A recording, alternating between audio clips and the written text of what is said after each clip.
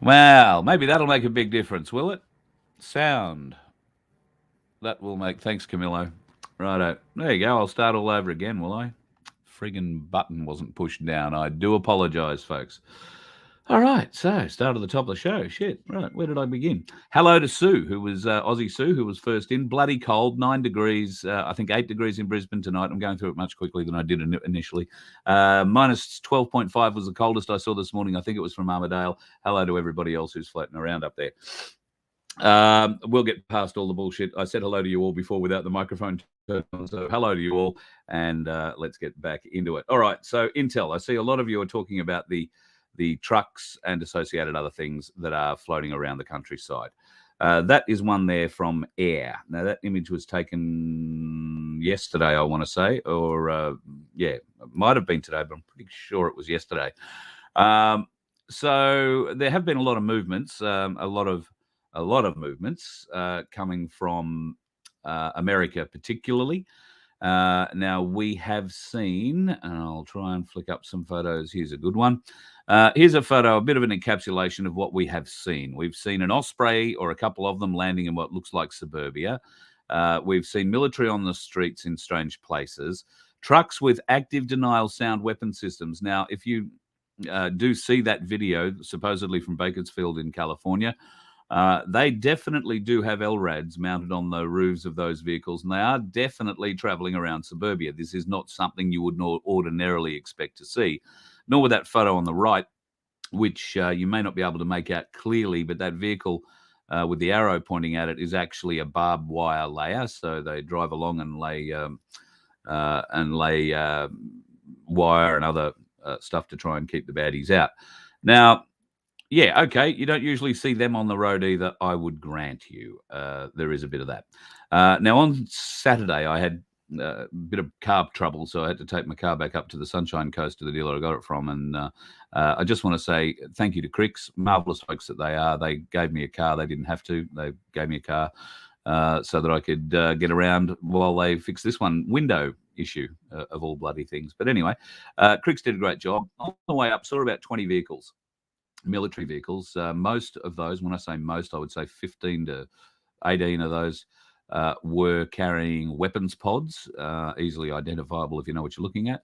And there was a couple of other vehicles that were, if you like, normal trucks, but they were very tarped down, very tightly tarped. In fact, they looked to be brand new vehicles for the most part, and brand new camo coverings. Now, they were heading north as we were heading north to go to the Sunshine Coast on Saturday morning. When we changed our car and came back, pretty much straight away, we came across another 30 vehicles heading north.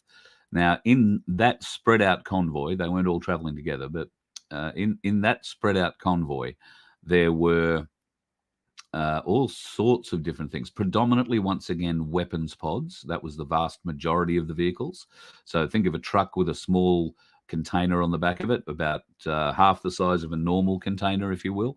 And they can outfit those with all sorts of mission capable gear. So all they really have to do is drop one of those out of the back of a plane to a special forces group, and they've got everything they need inside it to do whatever they do, including vehicles. In some cases. So a number of those vehicles. There was also 100,000 litres of jet fuel, I suspect for helicopter use, because you wouldn't really be carrying around A1 jet fuel for jets, because they're not landing out in the middle of nowhere. They can only land at certain runways which already have refueling. And if you were going to refuel it, you'd be using their facilities, not a truck on the side of the runway, although it is possible. But no, these things were rigged to be hooked up under Chinooks and carried out into the mulga somewhere and left so that helicopters could get fuel where and when as required. Now, 100,000 litres, that's a fair amount of fuel. And there was another at least 50,000 that went through earlier in a convoy that I didn't see, that somebody else did and took photos of. So some significance there. The big thing for me was that in spread across these 30 odd vehicles, there might have even been more. were 3 communications vehicles, 3 big communications rigs with satellite communication rigs on them. It's rare that you would need, much less see, 3 of those put together. One of those units is generally enough to look after everybody on our side when it comes to battlefield communications and all that sort of stuff. So to see 3 of them travelling, okay, cool. Yes, exercises do occur, and in Queensland, those exercises mainly occur at Shoalwater Bay, just north of Rockhampton, south of Mackay. It is a live fire range, so they get both jets and helicopters, and anything else that blows up gets thrown at that part of the world on Queensland's coast as well. And it turns out that any platoon or any particular company can go on exercise there at any time for any reason. We've seen some excuses put out in the media, particularly in America, about all these vehicles are just on exercise. Well, they have millions and millions and millions of square miles to exercise on, and do exercise on those areas when they are exercising. It's very rare that you would see something, for instance, like, oh, I don't know, this in New York.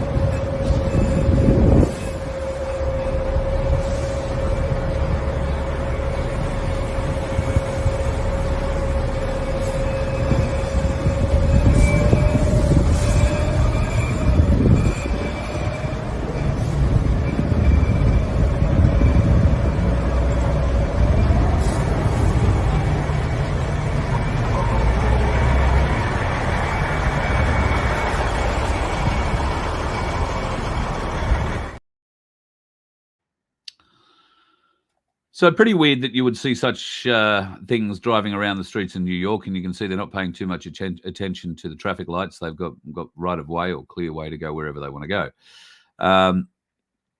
Now, those vehicles are troop carriers. The first 2, at least, are troop carriers. The second one is a maintenance vehicle of some kind. It's got a crane on the back of it, used to usually rip motors out of tanks and things like that. What was it doing running around the streets of New York, the tight little back streets of New York?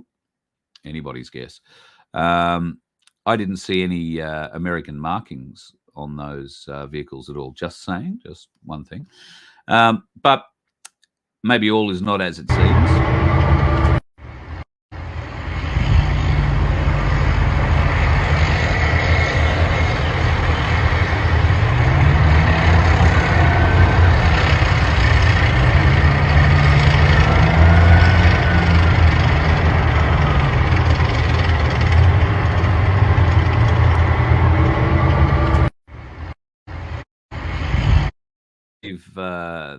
That's in Ohio. That was filmed in Ohio, and a little bit of digging would, you would probably go to the local TV news station, be the first place I would go to, and you might look back at their news reports and discover that the locals'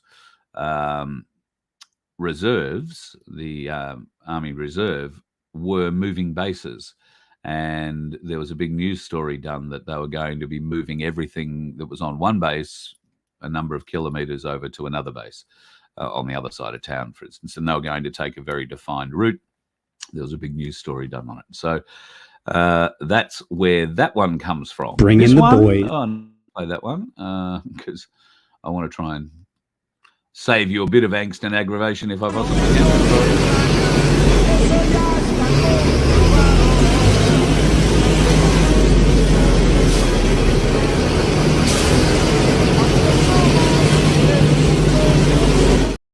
So that's just a heap of military stuff in Mexico. What's so weird about that? We've seen plenty of stuff on the streets of Mexico before. I guess it is that it's all concentrated in what seems to be one of the cities. There are many very big cities, obviously, in Mexico. They're not very worried about being attacked wherever they are because they are cheek by jowl in that street and very easy target if the cartels were going to go and have a go at them. So yeah, not so flash. Maybe there is a big movement going on in Mexico, but could that also be related to the cartels and the current crisis on the border with the United States? Who knows? But we're jumping to conclusions to all think it has something to do with the white hats and, all great things going on in the world when it comes to Donald Trump, or at least the numpty in control of the White House at the moment, or at least sitting in the fake White House, is going to be shown the door fairly shortly, and the corruption will be exposed. I think all that is coming. What you are seeing, yes, in some cases, will be troops being moved into places where they suspect or they will need to be able to put in choke points. There is one video that I've watched. I'm not going to play the whole lot because it's nearly 4 minutes long, but you may have seen a portion of this video. Okay, check it out. Check it out. See what we got coming. So this train was passing east to west, apparently, and it's in Midwest America. I've got to say, there must be 300 or more vehicles on this train. Some of those, you will notice, are very low, large, flat-top mining type vehicles that can carry loads low to the ground. Just pointing that out. It's a bit weird to have those big military type. These things are mine clearing units and bridge layers. I'm not sure if that's a bridge layer or a mine clearing unit. We're heading west, not towards Cuba. Here's a little bit of weaponry. All stones to carry, bulldozers, burying or unburying. These are main battle tanks. Now, okay, I can already that there is an awful lot of equipment on this particular train. I mean, seriously, it runs 4 minutes long, this video, and it is non-stop, this kind of equipment, all the way through. You get some very interesting special forces bands here. These are things as well. Watch the black four-wheel drive that hang out the side of that. Operators fire out the front of the vehicle as well, or out the back. They can pop out of them, come mounts up on there. So these are well, some of them at least are special forces vehicles. All of them are pretty low. They're all armoured, and there's a hell of a lot of them. What can you say? I'll pull that up there, but you get the idea. It's just going on and on and on and on and on. So where's it going? Well, it could be a base relocation. It could be, the start of what we want to have started. But I haven't seen enough military on the streets here in Australia to suggest that there's going to be any great lockdown. They haven't been parking their equipment in warehouses or anywhere else around the countryside, keeping out of view. There's too many people watching. So, look, all I'm going to say right now is don't get too carried away. However, I do think this week is going to be a big week. John Durham takes the stand, tomorrow, in America for a closed door session with the Senate Judiciary Committee. Now, he will front again the next day, and I'm pretty sure it's for an open hearing with the House Committee. Now, we probably won't learn names, dates, and places out of the first hearing because it is a closed hearing. But the second one will be open to the public, and you can be bloody sure that Jim Jordan and associated others will be all over that. Durham has the dirt, and Durham could well start opening indictments while he's talking to Congress.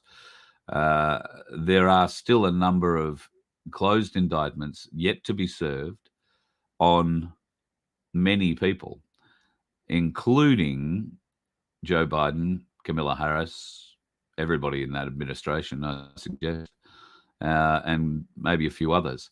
We are going to see, and remember, if we are a Q follower, then remember that there is a big drop about Durham, and Durham's first arrest will stun the world, was the quote.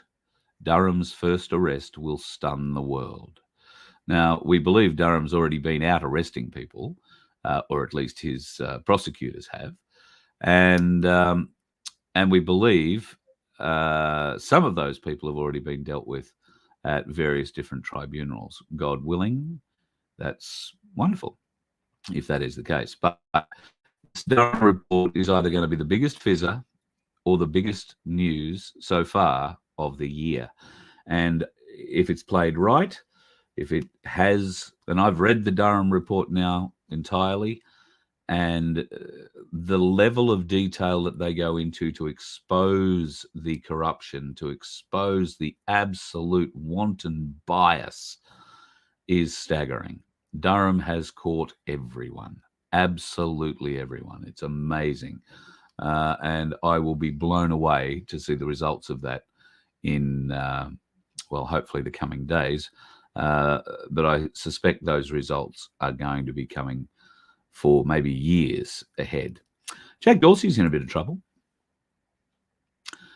You might remember him from Twitter. Well, looks like there might be some more interesting Elon Musk files coming out. Imagine how people will react when they learn that Twitter Jack set up a long string hashtags that, when combined with being in certain user groups, private lists, it unhides real-time child rape galleries and human trafficking markets. So what they're suggesting with that is that Jack set up these long string hashtags. So if you happen to know the right string and you could put all that together, and you happen to be on a private list, you are a user known within these circles, able to be put on that private list, then just by using your Twitter account, you could log in and watch real-time child rape galleries and human trafficking markets. Participate in them, I'm sure. So, like I say, Jack Dorsey's in a bit of trouble. But I've got to tell you, folks, there is some other interesting news when it comes to people who are in trouble. I'm going to read you a reply from the ABC. A request was, well, let's go into this and read this together, shall we? It's, dear whoever you were, this decision came down on the 15th of June. I refer to your email sent Sunday the 28th of May seeking access under the Freedom of Information Act 1982, copy of all contracts and a list of the remuneration received by Ita Buttrose or the ABC in relation to the attached Pfizer advertising campaign.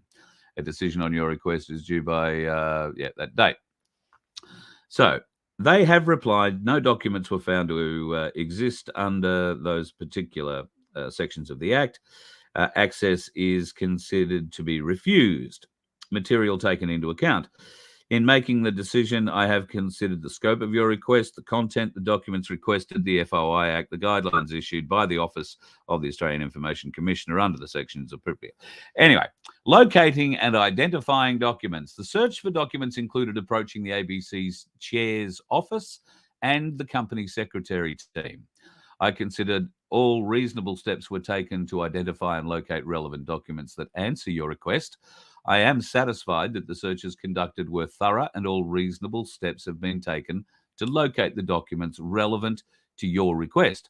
I am satisfied that no documents exist. Next page. Reasons for decision.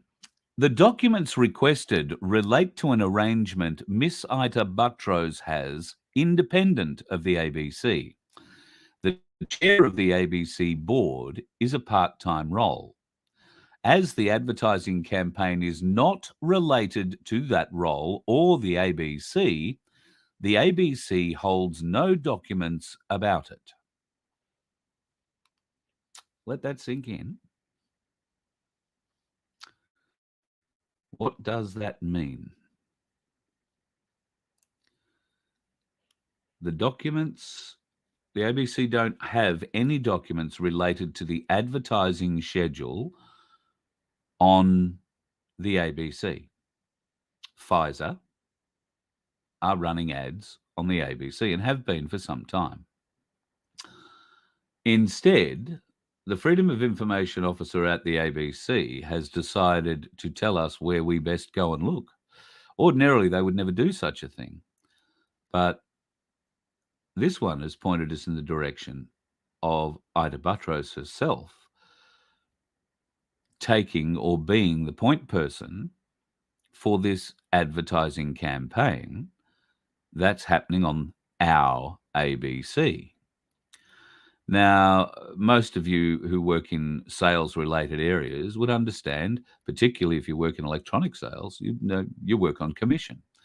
You might be lucky enough to get a base wage, but on top of that, it won't be much, and you'll get a percentage of every sale that you make. I have no doubt Ida Buttrose received quite a, well, tip, would we call it? No, we wouldn't call it a tip. We'd call it a commission, wouldn't we?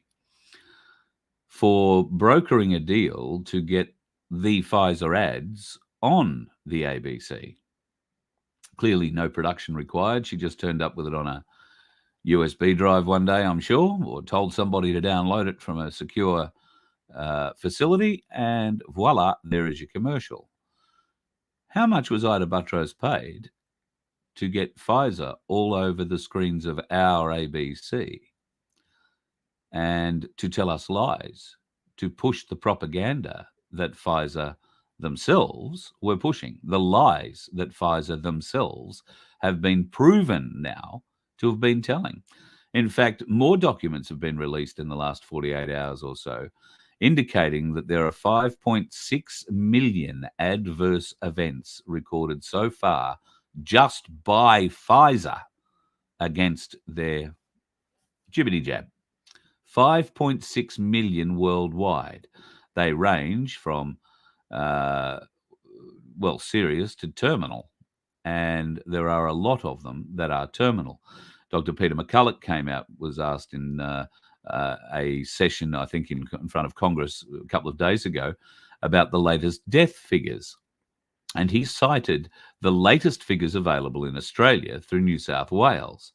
Now, those figures are absolutely staggering. Absolutely staggering. The number of unexplained deaths in this country. And they wouldn't be unexplained if things like the falsification of autopsies or death certificates hadn't been allowed by our government and our health department.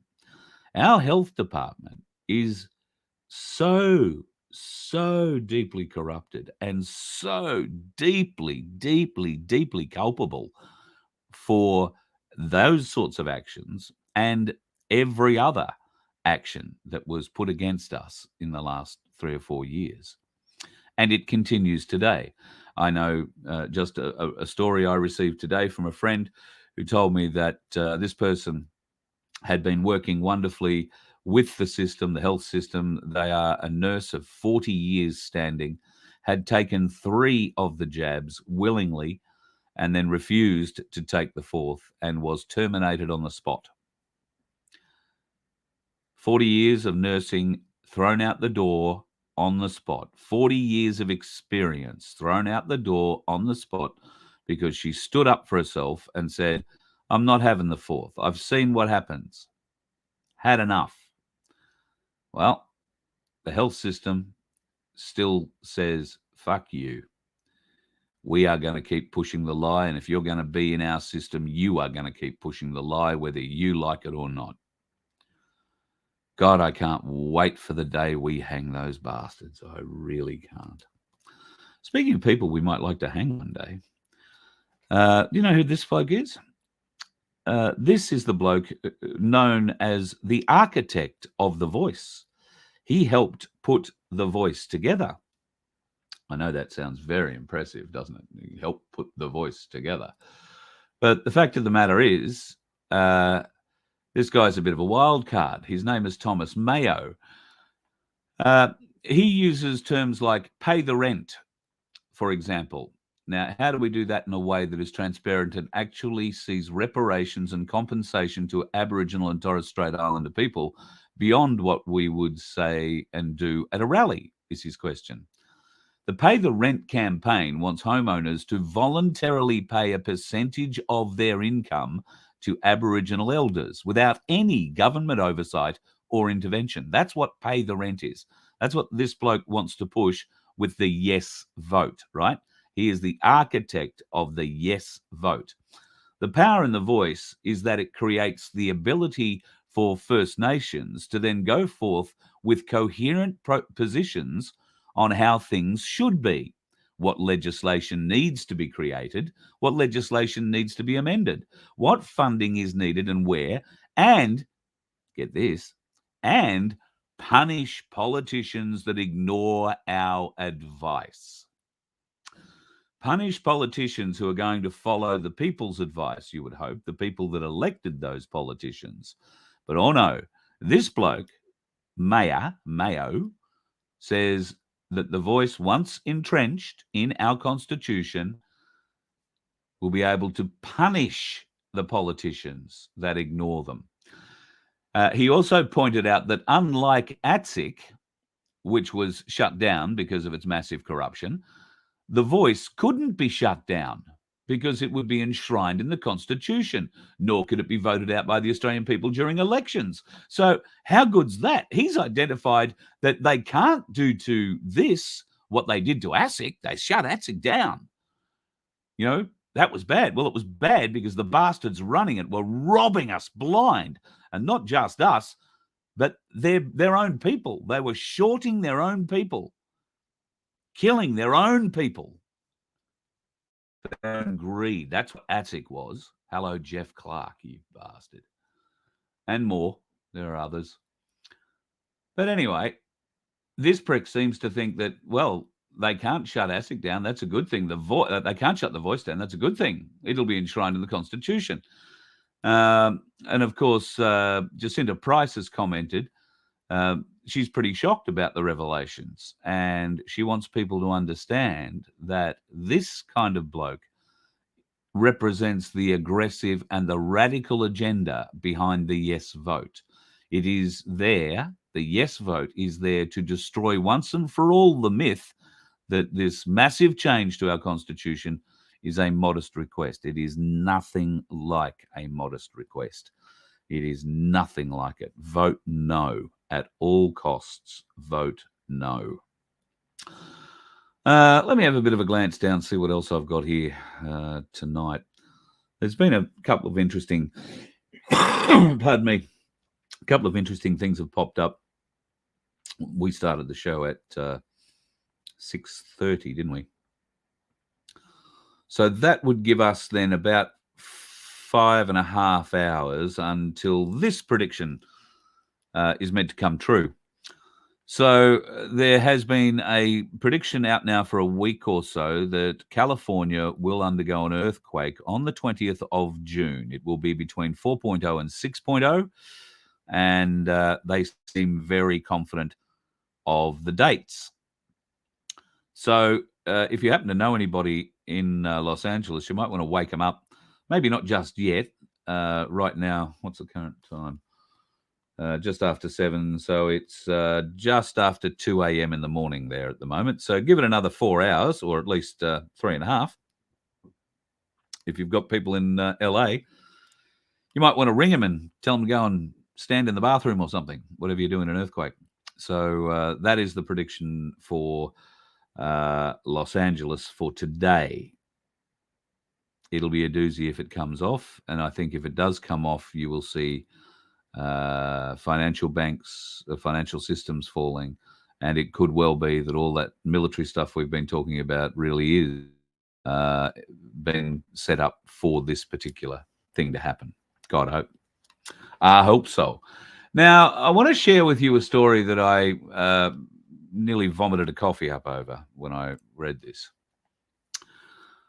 Gay penguins, Sven and Magic help children understand sexuality syllabus. I shit you not. I'm going to read this to you because it is It is beyond belief. And this twerp writing it, Rebecca Borg, I mean, she looks like she's 11 and has the mentality of that sort of writing. Madly in love penguins, Sven and Magic, are giving New South Wales children as young as 4 an insight into same-sex relationships after the openly gay couple successfully raised their chick, Lara. Remember those highlighted phrases there, will you, folks? Now, guess who they're going to feed this shit to? Kindergartners to grade 2 aged kids will be given the opportunity to learn the couple's story as part of a new New South Wales syllabus that educates children on sexuality and consent. Sea Life Aquarium, where the Antarctic birds reside, has corruptorated, I was going to say, has collaborated with the state's Teachers Federation, that bunch of fucking raven. Anyway, to help young people understand how different relationships work. It'll be beautiful, won't it? Look at that. Just, God. The Facebook post written by the Federation addressed to the teachers says a number of exercises based on the 5 years strong same-sex penguin couple will be available as resources to educate children on the topic.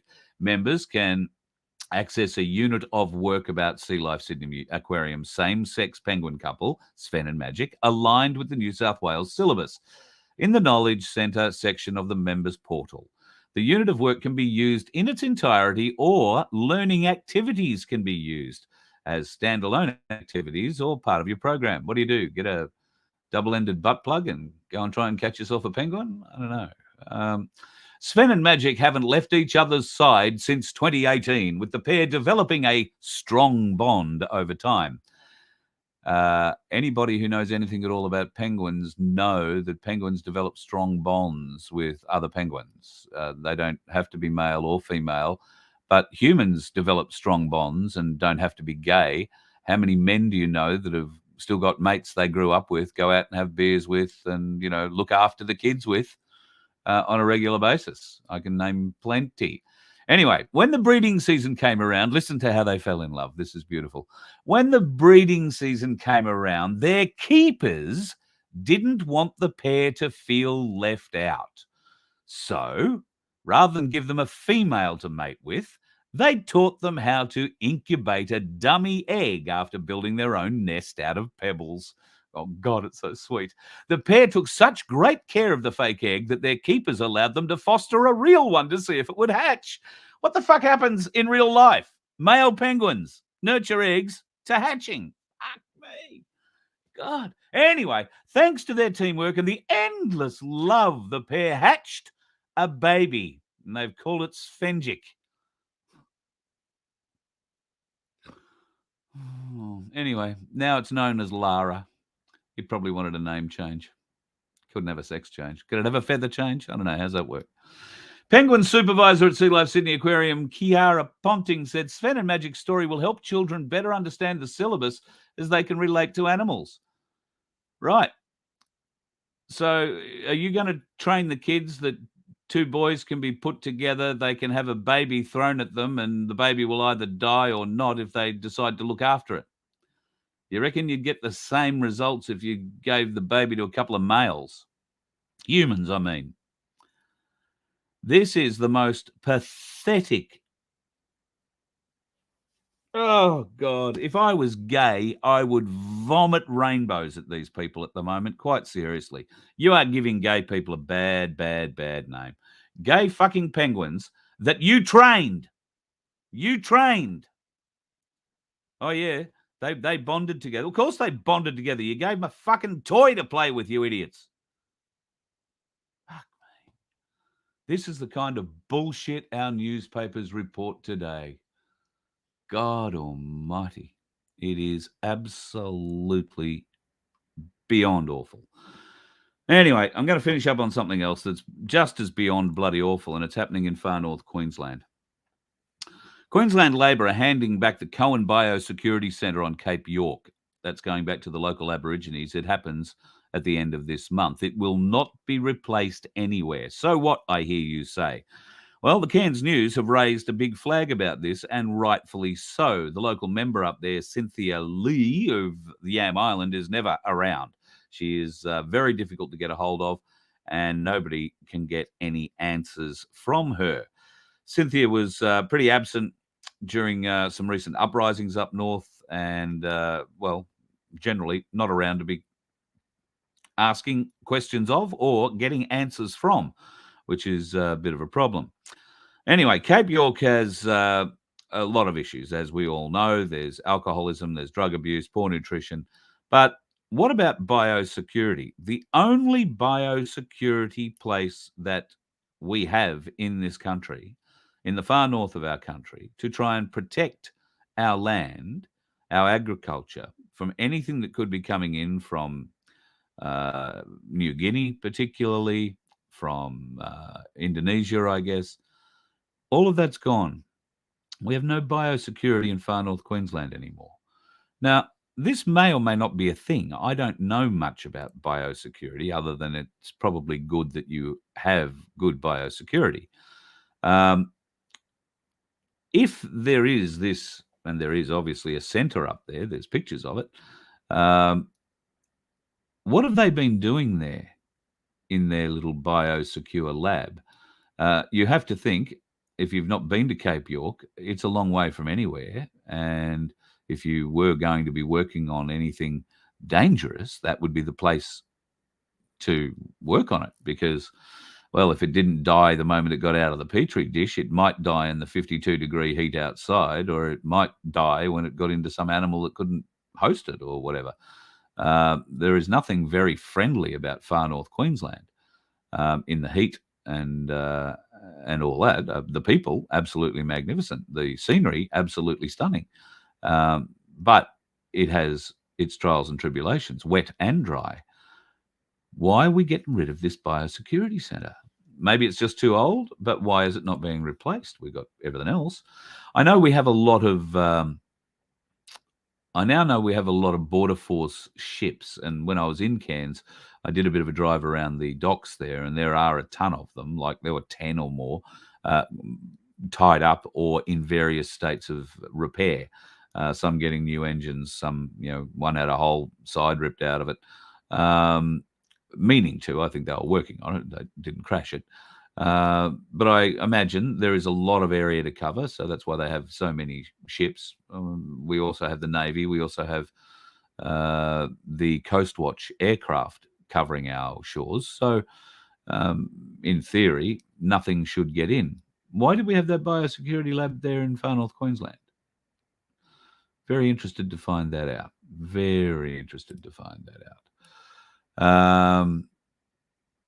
Yeah, Alan, what a very good comment. I think ITA is, yes, got a lot of questions to answer, and I wonder whether or not any of Ben Fordham's friends are in the chat tonight or watching the show. Maybe they can get a hold of Ben and get him to ask the question of ITA, because I'm pretty confident she won't answer my calls. We'd like to find out exactly how much ITA got paid for putting the Pfizer ads on our ABC. The one we get paid, we pay to put on there. Ordinarily, you would think, being shareholders, and every one of you is a shareholder of the ABC, or you're meant to be, any multi-million-dollar payments for advertising from a client, you would think would come back our way, or at least be put back into programming. But that doesn't appear to be the case. It appears to have gone to ITA to do with whatever ITA decided to do. There's a song. Oh, ITA. Not good. I think we're going to have a few issues there, and it's going to be concerning for the media industry as a whole when a lot more of it comes out. In fact, we haven't spoken about it in a while, but I want to make sure that you are aware. And if you've got sales reps coming into your business trying to sell you any kind of advertising, whether it be electronic or print, you tell them you're not paying tax. You tell them you're not paying any sales tax or GST tax on them at all. You tell them what you're prepared to pay for the ads they're going to sell you, because they've already been subsidized by the government right now to the tune of a bit over $81 million. But the media company that is trying to convince you to buy those ads for your business isn't paying tax. All right, it's got 12 months tax-free. tax rebate. So while they might pay it, they will get it back. And that is how the media have been bribed into not allowing truth to come out their transmitters or get printed on their pages. That is why they are so vehemently shouting down anybody who has the opposite of the message that they have been paid very handsomely by the government and Pfizer's and other bio companies, big pharma companies. They have been paid millions and millions and millions of dollars on. And of course, the owners of those companies are going to keep it all. If the employees aren't told, how are you going to know that, you as a lowly copywriter or a producer or a sales rep? Every one of you is due your share of that money. Every one of you. All right? Because your bosses did nothing for it. They didn't suffer nearly as badly as you did for it. And let's face it, we've suffered a lot more for it than you did. So feel good about taking that money, won't you? I hope you live long enough to spend it. I somehow have my doubts. So the last thing I want to touch on today is frequency. So late last week, I was starting to feel a bit down. I was starting to feel like the voice of freedom had lost its impact. It was losing its way.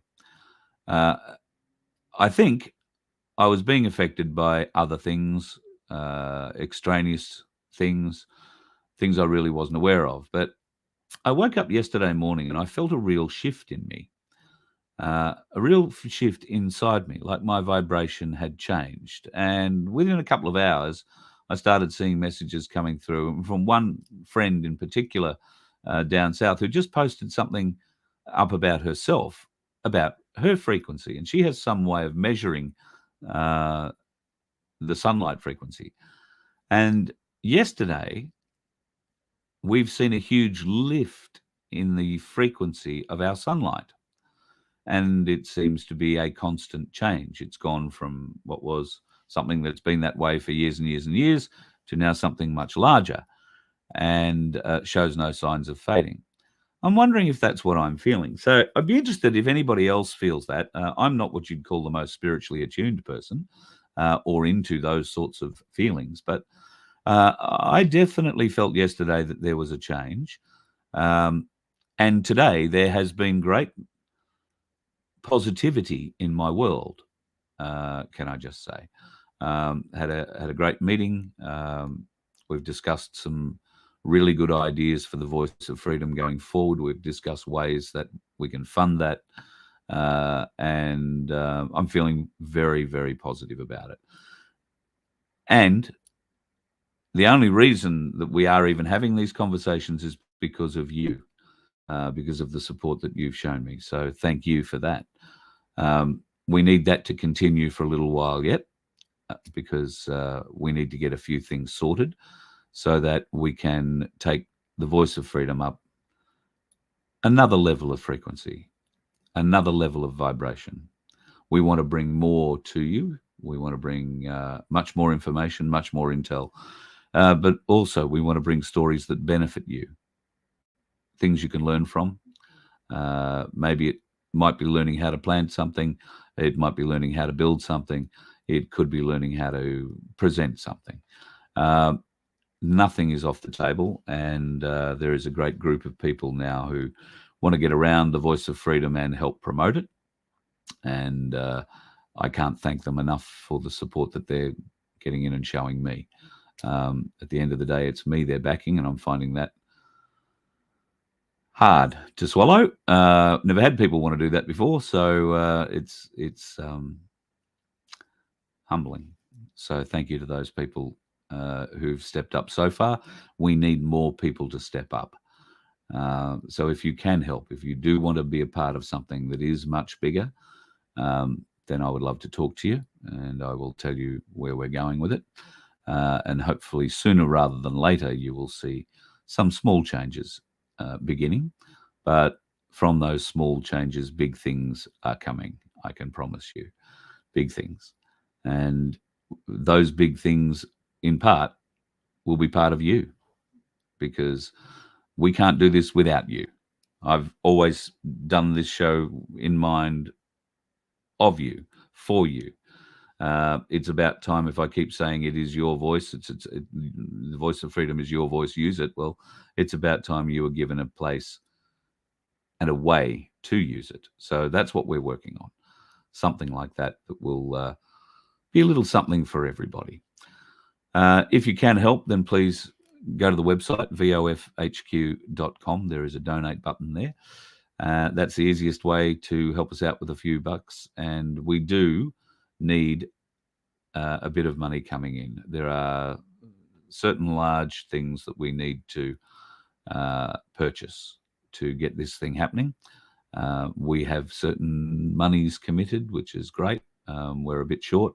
So hopefully we can raise some of that through you guys and through other means. Maybe through limerick writing. Who knows?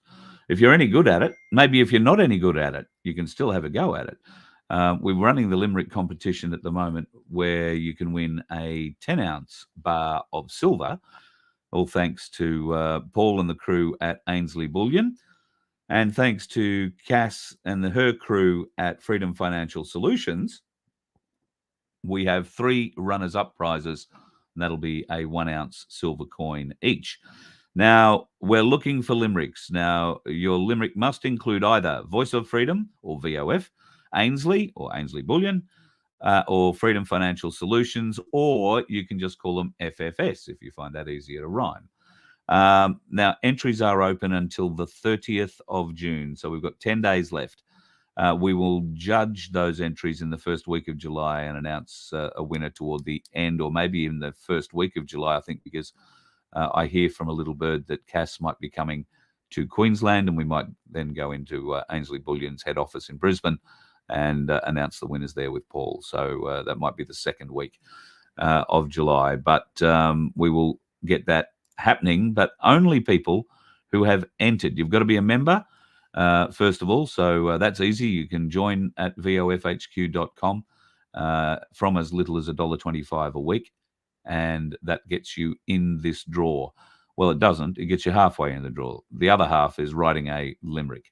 So we had to make it a competition of skill. Otherwise, it opens up a whole nest of legal shit we've got to jump through. But this is the easiest way and most legal way we can give you the opportunity to win some silver.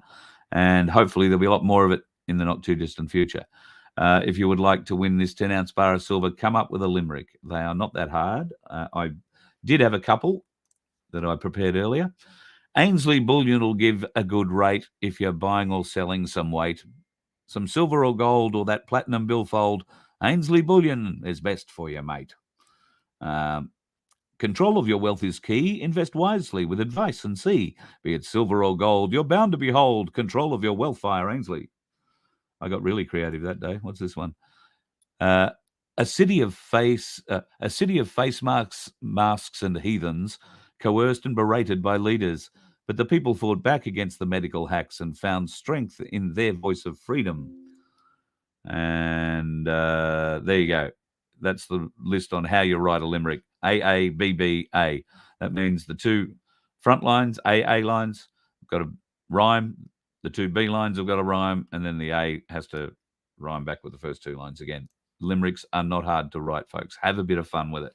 And Cass and Paul and Vince will be judging our winners early next month. We'd love to have you as part of that.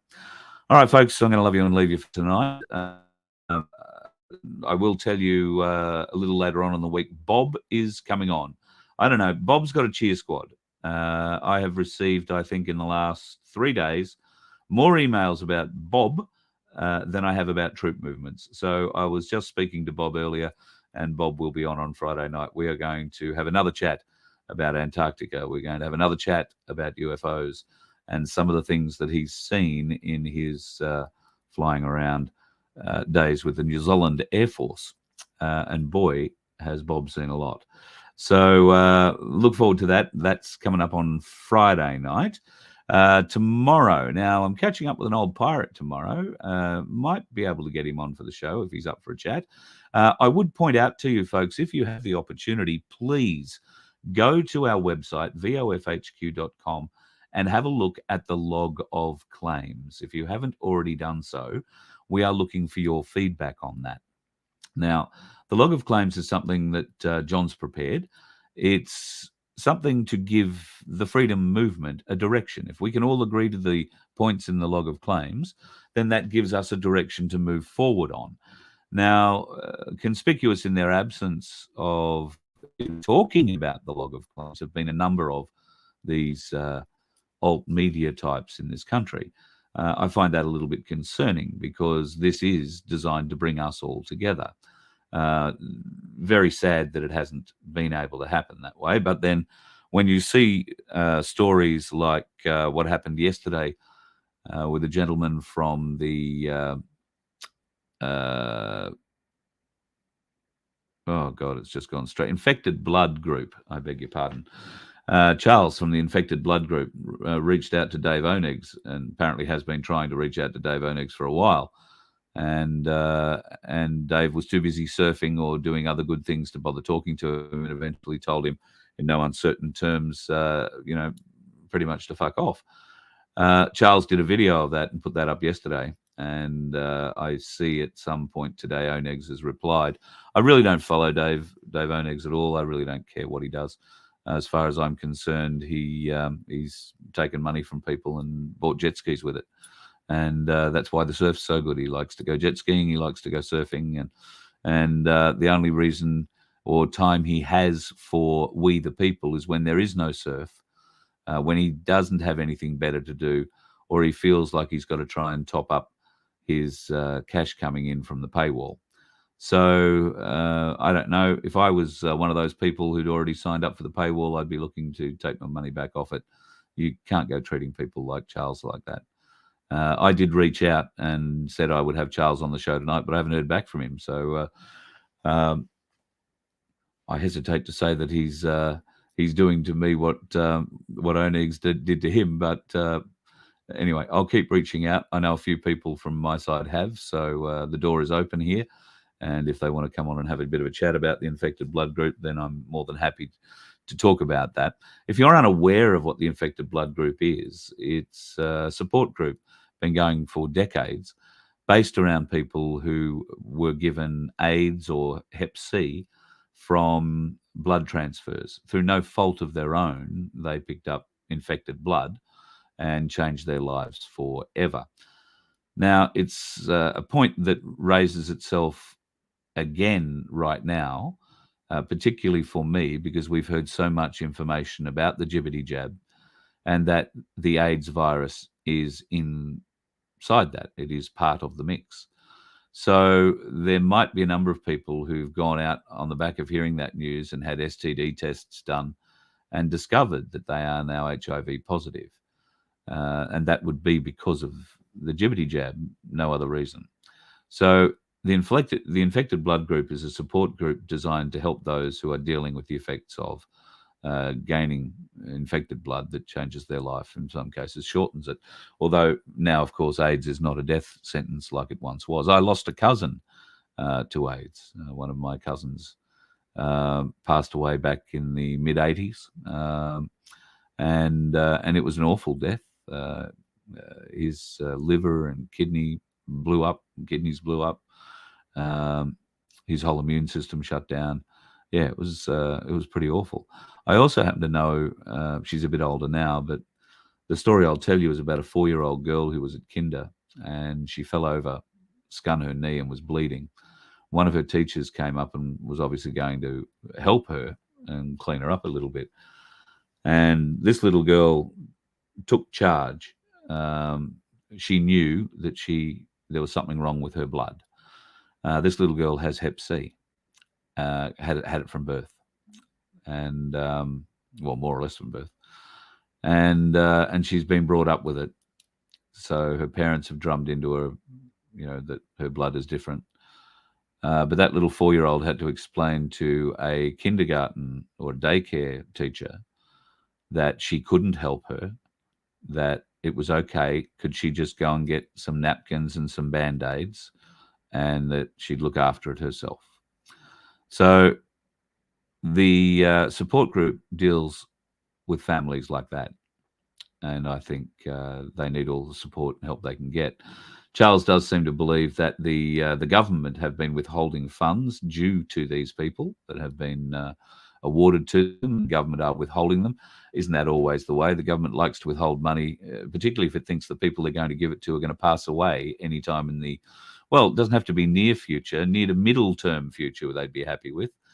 They can screw you around for that long. So hopefully he does get back to me and we can have a further conversation about that. Tomorrow, I suspect, is going to be pretty interesting with leaks coming out of America. The Durham, I think that's probably going to be the big news this week, the Durham sittings in Washington, D.C. That is, of course, unless there is an earthquake in 4 hours' time in California. I'm pretty sure that'll dominate the news there for quite some time. But anyway, I will be back tomorrow night, and there might be an old pirate around for a bit of a chat too. Who knows? We'll see what comes of it. And if you are going to be out on the roads, then please be safe doing the things that you do. Thank you so much, Sunflower. I appreciate every bit, everything that you do, and every cent that you throw my way by sticker is greatly appreciated. Same for you all, folks. If you're throwing a sticker, or if you're going to vofhq.com and making a donation, thank you from the bottom of my heart. We are putting something together that means we will be on the road in the not too distant future. There are trips planned for north, south, and west, I guess is the best way of describing it. So we look forward to coming to your town and setting up with what will be a different show. Working on putting something together that is of more use to you when I come to town than me just turning up and doing one of these sorts of shows. I struggled a bit some while ago with the way we do the show, the way I was putting these live shows together. I want to make that better for you. I want to make that a much more enjoyable, much more impactful, meaningful thing for you to come along to. So you can learn something, or maybe you might already know it. You might learn something new about it, or you might learn some other facts to reinforce your knowledge. You might learn a position that you can present to friends of yours that helps sway them. It is all about education, what I'm trying to do here, folks. It's trying to wake people up. But I've given up trying to wake up the normies. Now what I'm trying to do is help people who want to help others wake up, and who will be there when their eyes are peeled open. That's where I see we are going to struggle. Our immediate struggle will be with those around us who don't believe us, who feel foolish, who feel humbled. And I've been saying this for years. Those people who've called us the fools, who've called us all the names under the sun, they're the ones that are all of a sudden going to have to realize that, when that fat bastard Liebold said, I failed the IQ test, I now understand what he means. It's not meant as a slight. We were all meant to fail the IQ test. Some of us didn't for some reason. The position that those who failed it took is an embarrassing one. The fact that they ostracized not just members of their community and their friends, but they were prepared to do some heinous things to those people out of fear of catching a cold because the government said so. Those people are going to be very upset, very dangerous. So we need to be ready and prepared to help them deal with the realities that are coming. And we aren't even prepared for all the realities that are coming.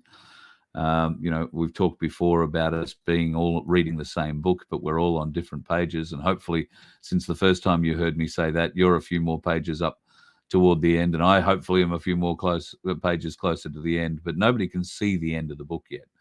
The more times we talk about it, the more times we review what's already happened, it makes it easier for you to share that with folks around a coffee or a fire or a beer or a barbecue, and not in a way where you're shoving it down people's throats, but just asking questions of them and seeing what their answers are. Oh, what do you think about all that military movement over the weekend? Oh, well, nothing.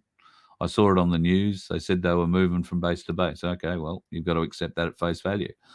We don't know that they're not doing just that. We hope and pray that they are doing a lot more than that, but that's all we can do at the moment. Yes, there are plenty of signs, but does that mean it's all going to start collapsing in the next couple of days? I don't know. There are those triggers, but the Durham reports were meant to be triggers for the last 2 years, and there's been nothing. So I hope to God when the final Durham report stuff does come out, that it is a trigger, that it does start something massive, and it must be with arrests. It must be with significant arrests. And there we go back to that Q drop, which if I was more into Q, I'd be able to quote you the exact time and date and place. But I can't, so I apologise. But it's important. So Q was on it. If we can believe that, then this Durham showdown is going to be very important. I would expect after 2 days of testimony, and I believe those days are Wednesday, Thursday American time, then Friday or maybe even Thursday afternoon, we should start seeing arrests. I can't imagine that Durham is going to drop anything too big and then not do anything immediately afterwards, because if he's going to drop something in front of the Congress or the Senate, then those people he drops it on are going to know that he's coming and they're going to want to get out of the way real quick. So I dare say he would already have people watching them, if not already got them in custody. The Durham report, I think, is going to be the big thing to watch this week. Don't be too worried about troop movements, where they're going, who they're doing. There was I saw one lot of people get terribly excited about seeing a number of ospreys flying over them in formation, in California. Well, of course. You don't see them all over the place, but there was a big air show on last weekend in California too. Maybe they were there at that. I don't know, not making excuses. Just don't look at these videos and assume it's a flock of ospreys flying off to war. All right. There is another great, in fact, I'm going to have a picture of it.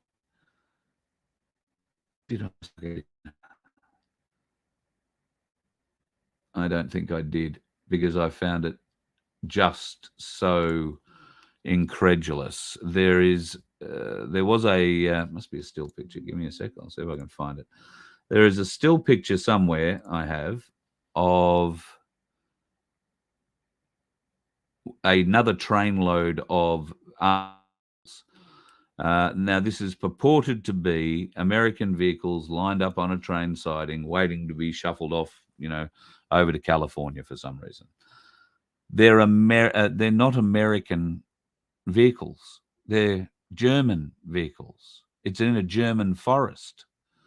So don't get too excited when you see these, little snippets of things. The two osprey that were coming in and landing at in what looked like a suburban park or something like that weren't. They were landing on a reserve military base. So that's not uncommon. It might be uncommon that they, land ospreys there, but it's not uncommon for aircraft to land there, or helicopters at least to land there. Did we see anybody get out of or get into those helicopters? So while it's all well and good to see these things coming down and landing in suburban areas, do we see the backup video? Do we see them disgorging 30 bloody armed Marines who run out and immediately disappear off into suburbia? No, we don't see that. Are we seeing people in shrouds, hoods, and handcuffs being led back to those machines by Marines armed to the hilt, and then having them thrown in the back or in the side door and these things taking off? No, we're not. So don't leap to conclusions. It just leads to confusion about what you're seeing. These snippets are being shown to us, yes, but shown to us by whom and for what reason? We've all got our hopes built up before. on much less than what we're seeing now, admittedly. But don't build your hopes up. Don't get too excited. The White Hats are not here to save you. You have to save you. We have to save us. All right? The White Hats will come along for the ride. But just don't get caught up in those short type videos showing, military stuff moving from A to B. What you want to see is the end results of that. If it's helicopters coming in and landing behind trees, why didn't they have somebody else with a camera over there taking pictures of who was getting out of it, or who was getting put into it, or what they were landing on? Ask yourself these questions and you'll find it's a lot easier to be let down in the end. The other question, or the other thing I would ask you to consider doing, is have another think about the last paragraph of what Ida Buttrose there has been doing with the money for the ads she bought for the ABC. Or she had placed on the ABC. It doesn't sound like the ABC had anything at all to do with it. All came from the chair. How much money? Oh, Ida. I think there are some questions there to answer, baby. Some questions there to answer. All right, folks, you have yourselves a fabulous night. Don't do anything wild and outrageous. I won't if you don't. That should make it pretty clear.